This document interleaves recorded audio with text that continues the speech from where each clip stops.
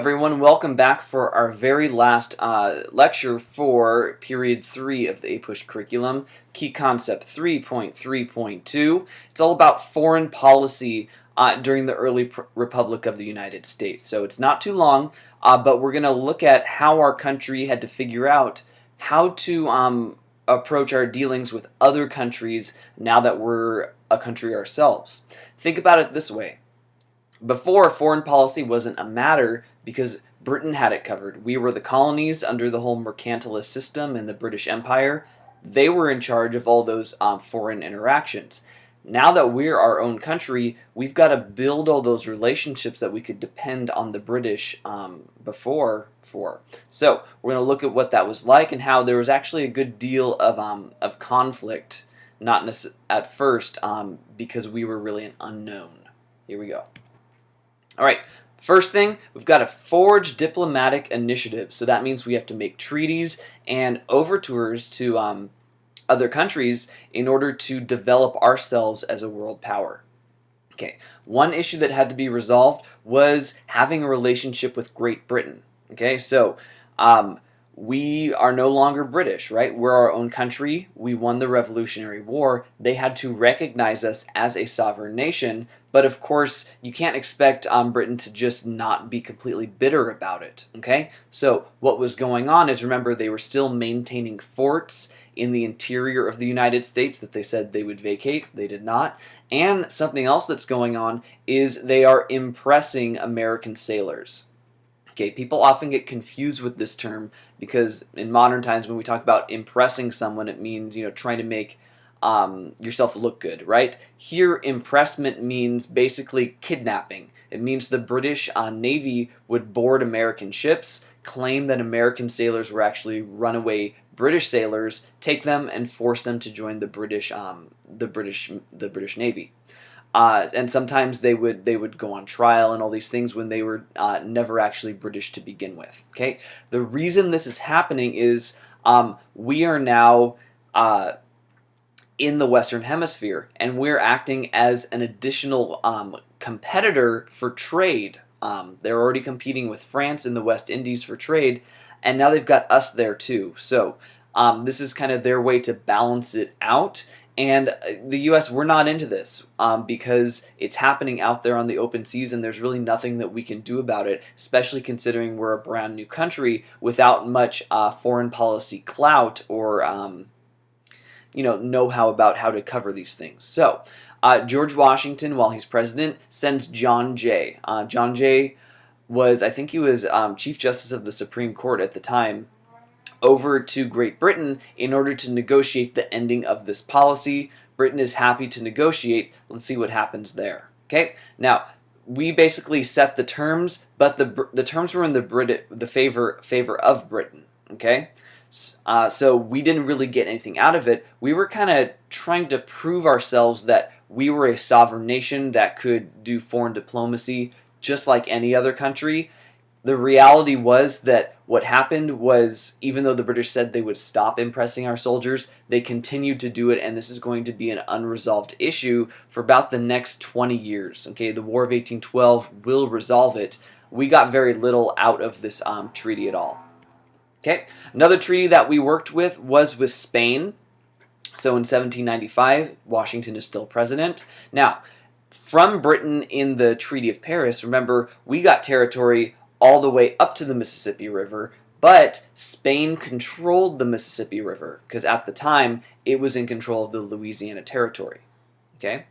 Now what this means is that we can't use the river, and the best way to transport stuff back then was over water. So we've got all this land, but we can't use it well because we can't use the river. Okay, so we negotiate with Spain. Spain allows us to use the river, though still claiming the river for themselves.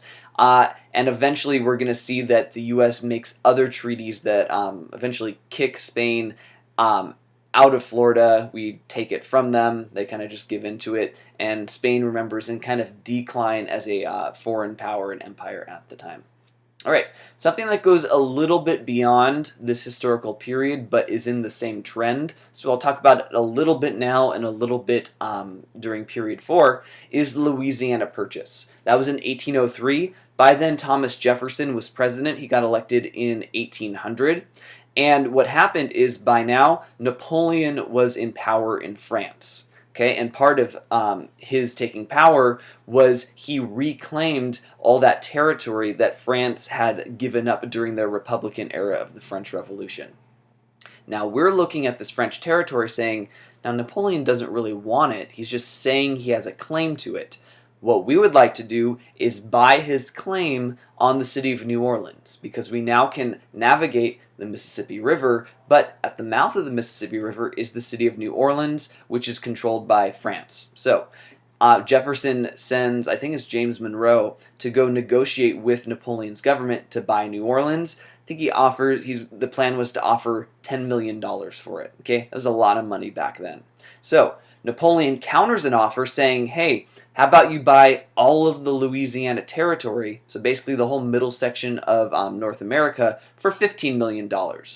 Okay, and that sounded like a great bargain. So essentially, let me fast forward here, is Jefferson usually had this idea of the Constitution that the president did not have the power to purchase land because it doesn't say it in there. But he's basically abandoning his ideals here. He abandons those ideals a lot in order to get a good deal on this territory. Essentially, Napoleon wanted money to wage his war in Europe. He didn't really care about controlling territory in America. So we bought the French claim on it, and at that point it becomes ours. I'll talk about this at a later time a bit more.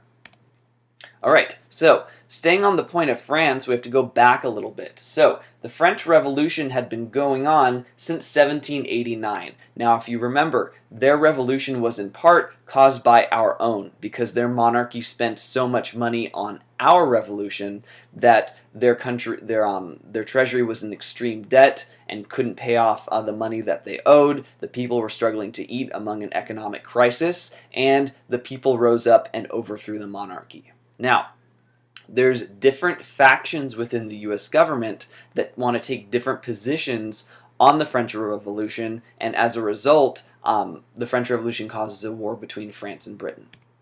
Okay, Washington wanted to be neutral. Washington was kind of like the king of neutrality. He was a moderate in terms of politics. He listened to both sides and then made up his mind, which you would hope more leaders would do. And so he eventually decided the United States should be neutral. Okay, he said we need to avoid entangling alliances. We are not a European nation. We should not be involved in European wars and European affairs. Essentially kind of an isolationist. He felt like we were a brand new country. We had to focus on keeping our government and our nation alive and not potentially losing if we got involved in these foreign wars.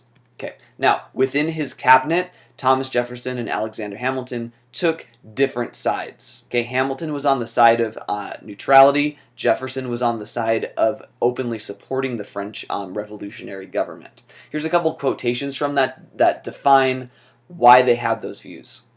Hamilton wrote at one point that the people are turbulent and changing. They seldom judge or determine right. He's saying that what's going on in France is the mob mentality taking over the government. Hamilton believed that the elite should be running things because they were better educated, they had more of a vested interest because they had more money, and he just felt that they were more competent. So he didn't trust the French revolutionary government. On the other hand, Jefferson was an idealist about things like this. He approached it saying, well, we declared our independence, the French then overthrew their monarchy like we overthrew our monarchy, and we're kind of like siblings of ideas. Okay, so quotation that he said, and he was actually saying this about, what was he saying about Shays' Rebellion actually, is the tree of liberty must be refreshed from time to time with the blood of patriots and tyrants. He was viewing something like the French Revolution as it's okay if blood is spilt if it's in the name of fighting for liberty. Okay, so Washington was dealing with the two of them like, these fighting siblings within his own cabinet. It was a problem. I'll talk about it a little bit later on. But ultimately, Washington and later Adams as well, favor neutrality in these issues. Moving forward to something that happened during John Adams' presidency, it's called the XYZ affair. And what happened is, by this time, the French revolutionary government had entered one of its sort of more conservative, but also one of its most corrupt forms of government called the Directory. Okay? And what happened is we, as the whole point of this key concept is showing, are trying to build up our reputation for diplomacy as a foreign power. So, we have American ambassadors over in Paris, and they request to meet this guy named Talleyrand, who was their, I think their foreign minister. So we need to talk to them. But the guys, the middlemen that were in between Talleyrand and our ambassadors were three diplomats, French diplomats. They were just labeled anonymously X, Y, and Z. And what they said to our American ambassadors is, well, we'll let you see him, but you've got to give us a bribe first. And basically, our ambassadors were outraged. They bring back the news to John Adams. He is outraged that, supposedly we're supposed to be on the same side of democracy, but corruption has taken root within the French government. What happens as a result is something called a quasi-naval war. Quasi means kinda, and a naval war is a war fought in the ocean. So we're never actually at war with France, but when our ships encounter each other, typically ones trading, they would fire on each other and try to sink each other. Okay, this is eventually stabilized after Adams, during Napoleon, when he has essentially ended the French Revolution and these former revolutionary governments. Okay, one of the things is, because Adams' policy was this quasi-naval war, it made him more unpopular because it seemed like we were at war with France, whom half the population thought we should be allied to. One more thing that's a bit beyond the time period, again, going into Thomas Jefferson's presidency, but is the embargo of 1807, but it still relates to our trouble with neutrality during the French Revolution and the ensuing war between Britain and France with Napoleon. So, Britain and France were at war, and we wanted to trade with both. We wanted to say, hey, we're neutral, but we want to keep our economy alive. We'll trade with you, we'll benefit, and you can go have your European war that we're staying out of. But the French said, hey, you're supposed to be on our side.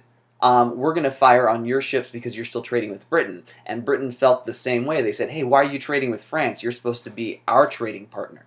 So what happened is it got so bad that Jefferson banned all foreign trade. He basically made our economy isolationist, where we were not trading not just with Britain and France, but with any foreign power. Which, think about that for a second.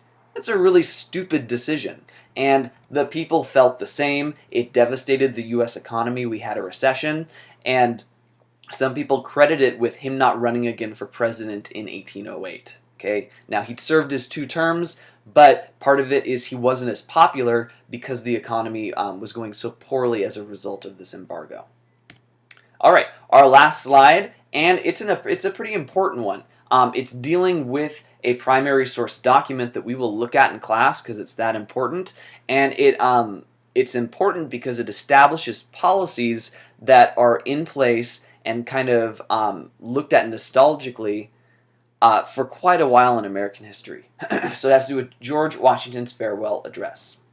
So, I told you this before, George Washington was extremely popular. He could have been reelected again and again and again. Okay, but he was getting older. That's one thing. He wanted to retire. The other issue was he was very circumspect about executive power. Okay, he said, didn't we just have a revolution to get rid of a tyrant? To get rid of someone who refused to let the people rule? Okay, I mean, that's one perspective. He was looking at saying, why would I just continue to serve as president as long as I could? That's not the point of this. And he also thought, well, what happens if I die? What if I die in office and then there's turmoil about what should happen to the election? What if the Constitution doesn't do what it's supposed to do and there's some sort of civil war over this issue? He was very concerned, so he said, I will willingly resign, I will not run again, and basically leave this nation to the next generation.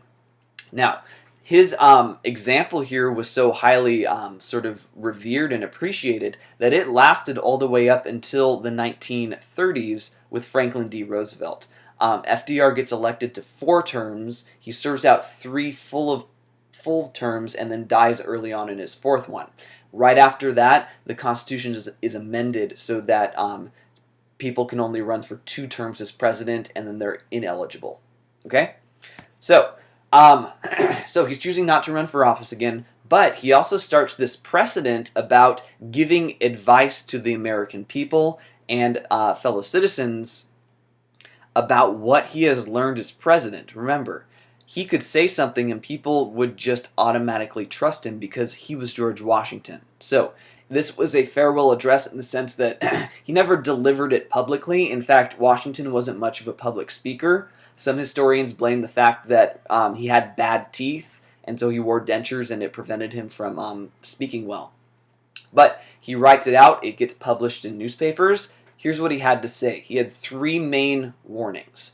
The first one is he wanted to warn people against political faction and political parties. So, he was technically a federalist, so he was more in favor of a centralized government, but he wanted everyone's input. Remember, that's why he had Jefferson and Hamilton in the same cabinet, always fighting it out over issues, okay? And it frustrated him, but he wanted to hear these opinions from both sides of the spectrum and then take all that in and make up his mind, okay? So his cabinet was ground zero for partisan strife and faction. He saw it, how it was dividing the nation, and so he makes this warning that says, this is a problem that we need to get away from, okay? Guess what? They don't follow his advice. Political parties basically are going to be a continual source of conflict in politics for most of American history. There is one little bout of cooperation in the 1820s called the Era of Good Feelings that we'll talk about later. Okay, next up was the same argument that he made the decision about regarding neutrality in the French Revolution against entangling alliances. He said, we need to grow as a country on our own. We need to focus on promoting our economy, building our reputation on the world stage so people take us seriously. We can't be getting involved in these minor wars between small European countries.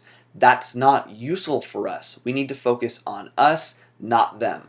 And this is actually advice that political leaders do follow for a long time. In fact, most historians say that it's up until about World War I before the policy shifts from this isolationist policy to more of an interventionist policy.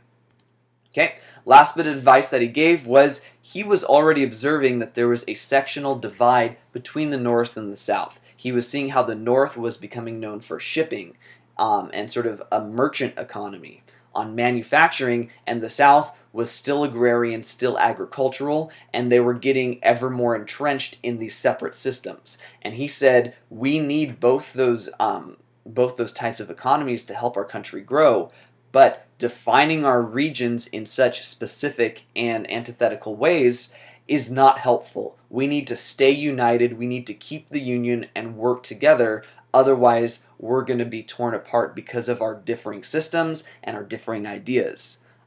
He didn't realize it at the time. He was already seeing a problem that's going to cause the Civil War about 60, 70 years later.